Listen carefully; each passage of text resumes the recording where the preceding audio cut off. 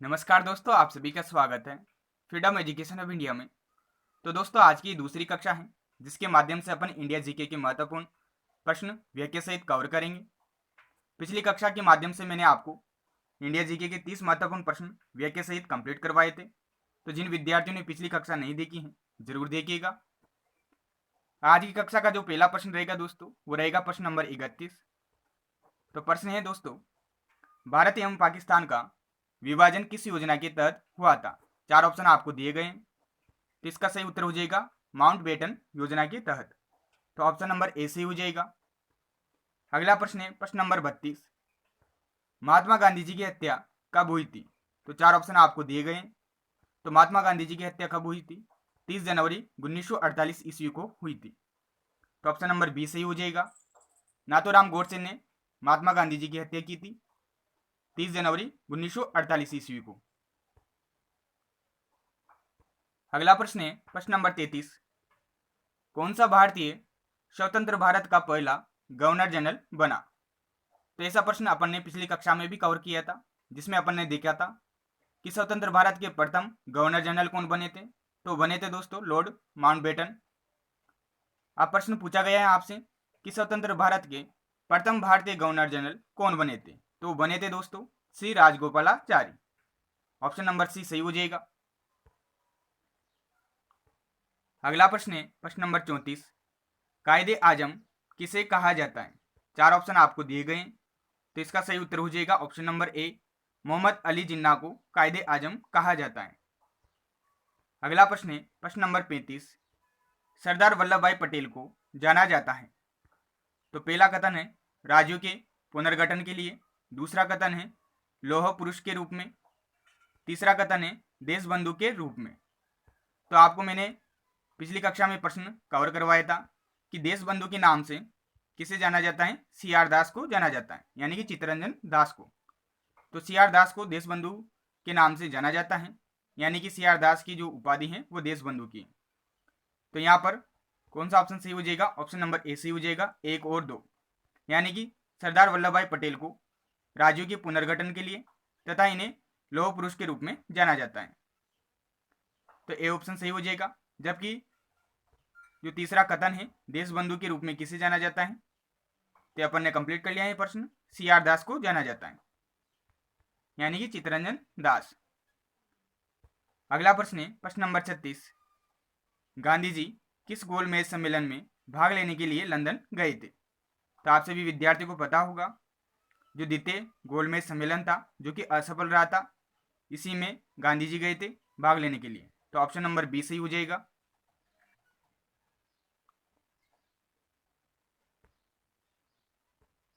अगला प्रश्न है प्रश्न नंबर 37। असहयोग आंदोलन शुरू करने के समय भारत के वायसराय कौन थे? तो ये प्रश्न भी अपना कंप्लीट हो चुका है। जो असहयोग आंदोलन शुरू हुआ था ये वर्ष 1920 ईस्वी में शुरू हुआ था, जो कि वर्ष 1922 ईस्वी तक चला था। तो इस समय जो भारत के गवर्नर जनरल थे दोस्तों, यानी कि वायसराय थे, वो लॉर्ड चैम्सफोर्ड थे। तो यहाँ पर ऑप्शन नंबर डी सही हो जाएगा, लॉर्ड चैम्सफोर्ड। अगला प्रश्न है प्रश्न नंबर 38। भारतीय स्वतंत्रता आंदोलन के दौरान चर्चित पुस्तक इंडिया फॉर इंडियंस के लेखक थे। तो ये जो पुस्तक है दोस्तों इंडिया फॉर इंडियंस, इसके लेखक कौन थे? तो इसके लेखक थे देशबंधु चित्तरंजन दास। तो ऑप्शन नंबर सी सही हो जाएगा। जो सी आर दास हैं दोस्तों, इन्हीं की पुस्तक है इंडिया फॉर इंडियंस।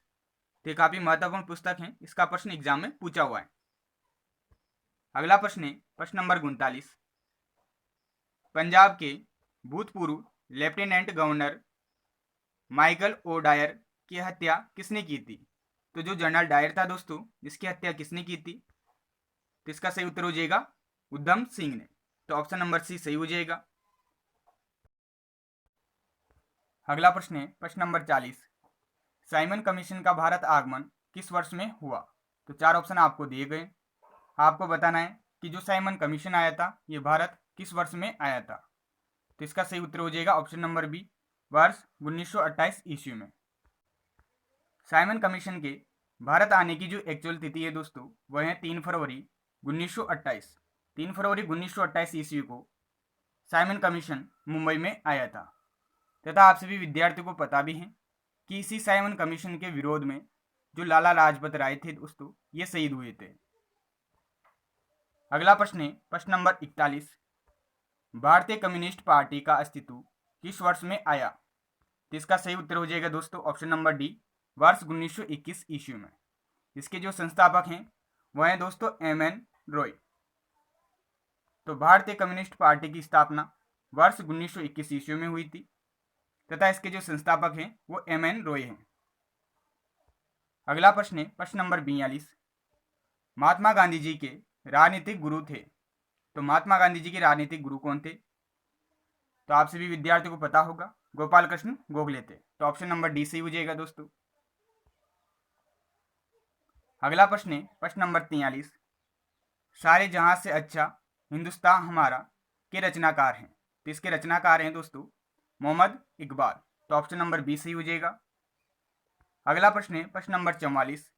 दीनबंधु के नाम से कौन विख्यात था? तो ये प्रश्न मैंने आपको पिछली कक्षा में कंप्लीट करवा दिया था।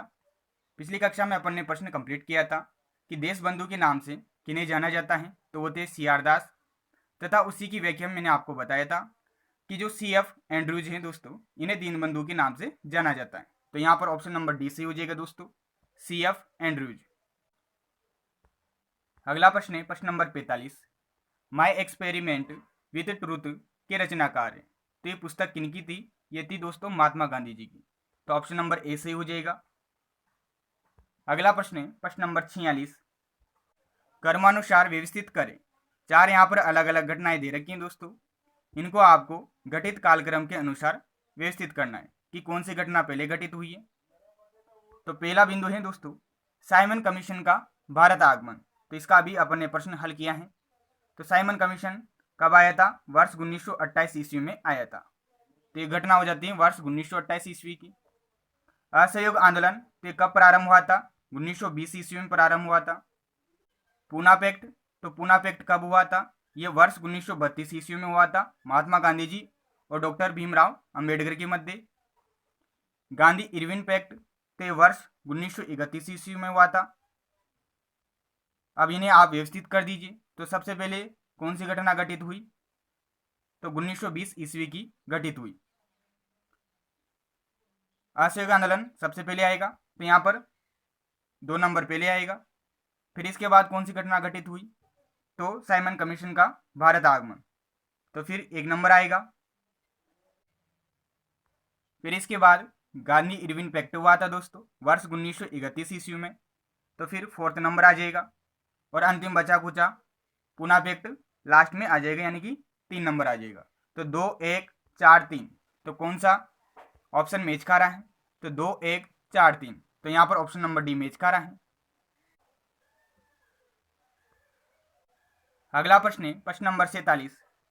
दांडी यात्रा में गांधी जी ने कितनी दूरी तय करके नमक कानून का विरोध किया था? तो इसका उत्तर हो जाएगा 385 किलोमीटर दूरी तय करके। तो ऑप्शन नंबर बी सही हो जाएगा। आप सभी विद्यार्थियों को पता है दोस्तों, महात्मा गांधी जी ने जो दांडी यात्रा प्रारंभ की थी ये साबरमती आश्रम से की थी। महात्मा गांधी जी अपने सहयोगियों के साथ 12 मार्च 1930 ईस्वी को साबरमती आश्रम से चलना प्रारंभ करते हैं दांडी के लिए, तथा ये 24 दिनों में 240 मील अथवा आप कह सकते हो 385 किलोमीटर की दूरी तय कर दांडी पहुंच जाते हैं। कितनी तारीख को? 6 अप्रैल को, यानी कि 6 अप्रैल 1930 ईस्वी को, तथा नमक सत्याग्रह करते हैं तथा नमक कानून का उल्लंघन करते हैं। अगला प्रश्न है प्रश्न नंबर 48। महात्मा गांधी जी ने किस कानून को काला कानून कहा था? तो आप सभी विद्यार्थियों को पता होगा, जो अपने भारत में रोलेट एक्ट आया था इसी को काला कानून की संज्ञा दी गई थी। रोलेट एक्ट वर्ष 1919 ईस्वी में अपने भारत में आया था, जिसकी एक्चुअल डेट है दोस्तों 18 मार्च 1919।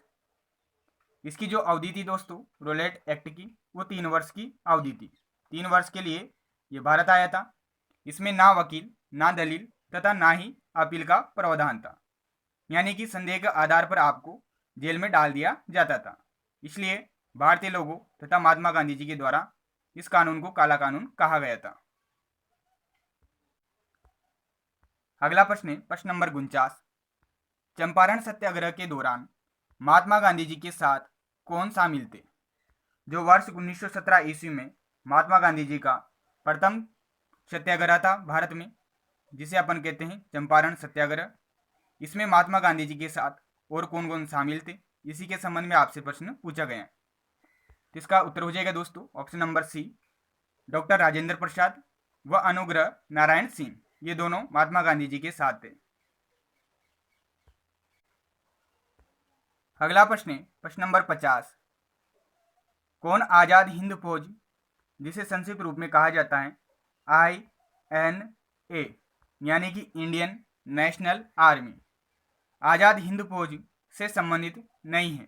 तो चार यहाँ पर आपको ऑप्शन दिए गए हैं, जिनके माध्यम से अलग अलग व्यक्तियों के नाम दिए गए हैं। इनमें से कौन सा व्यक्ति आजाद हिंद फौज से संबंधित नहीं था, इसके संबंध में आपको उत्तर देना है। तो इसका सही उत्तर हो जाएगा दोस्तों option number D, RC Dutt. जो RC दत्त थे दोस्तों, ये आजाद हिंद फौज से संबंधित व्यक्ति नहीं थे। आप सभी विद्यार्थियों को पता है दोस्तों, जो आजाद हिंद फौज है, इसके संस्थापक जनरल मोहन सिंह माने जाते हैं, जो कि यहाँ पर ऑप्शन नंबर सी में दे रखे हैं। इन्हीं के मन में सर्वप्रथम आजाद हिंद फौज की स्थापना को लेकर विचार आया था।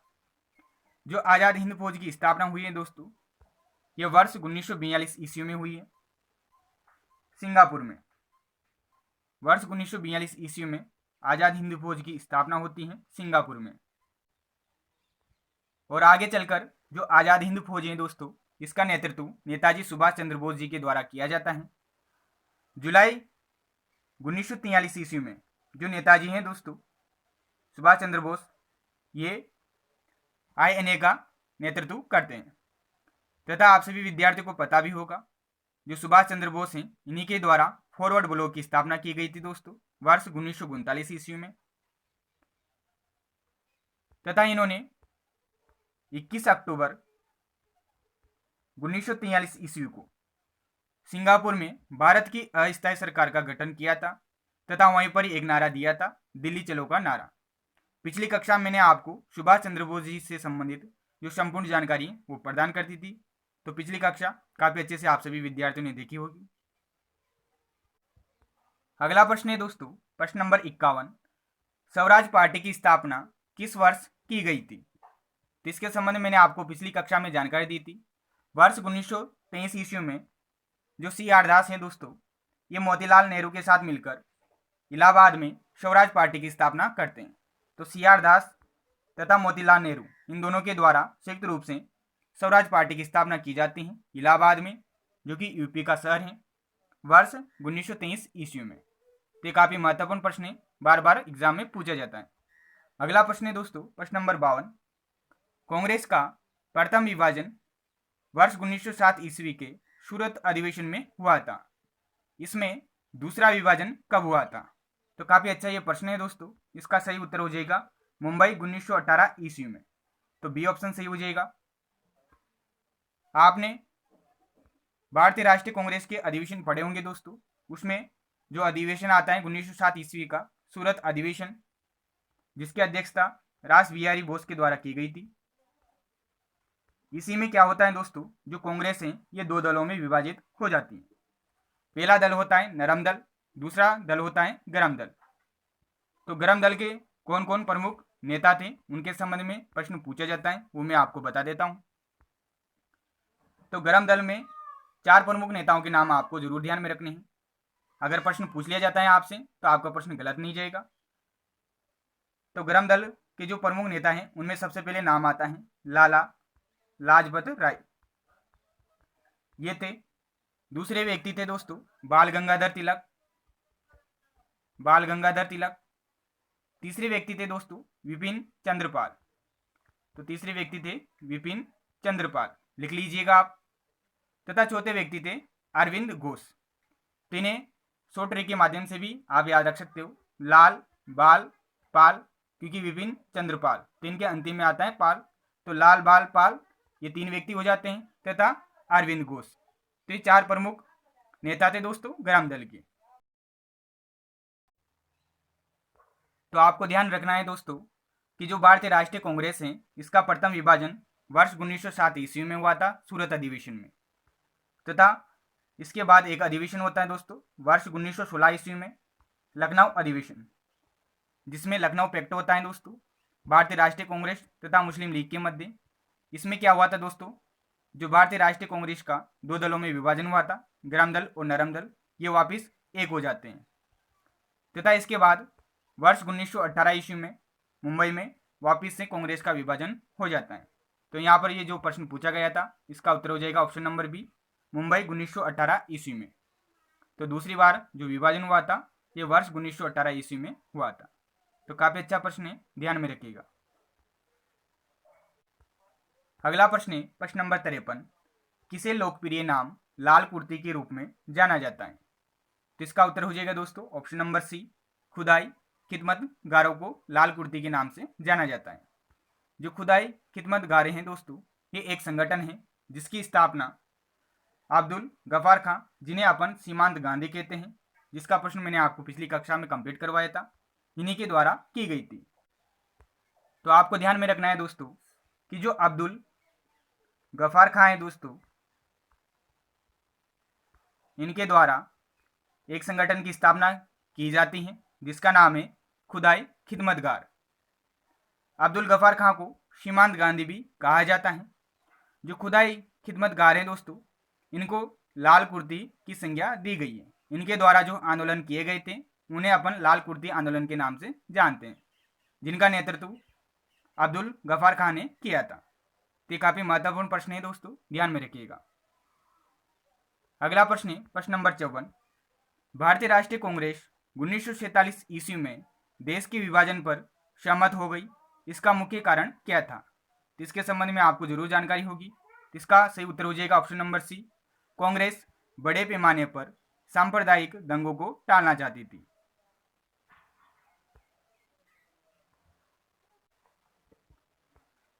अगला प्रश्न है प्रश्न नंबर 55, वर्ष 1919 ईस्वी में पंजाब में हुए क्रूर अत्याचारों के विरोध स्वरूप ब्रिटिश सरकार से प्राप्त सर की उपाधि किसने लौटा दी थी।